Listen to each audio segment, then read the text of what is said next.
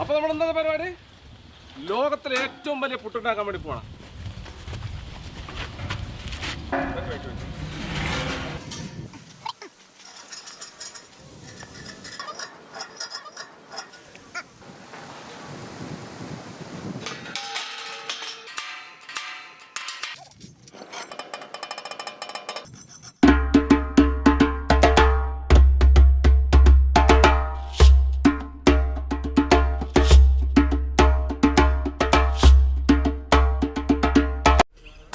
പുട്ട് ഇതൊന്നല്ല പുട്ട്. പുട്ട് എന്ന് പറഞ്ഞാലും ഞങ്ങള് സ്വാതന്ത്ര്യ സമരത്തിന്റെ സമയത്ത് ഞങ്ങള് കൊറേ ആൾക്കാർക്ക് പുട്ട് വേണ്ട.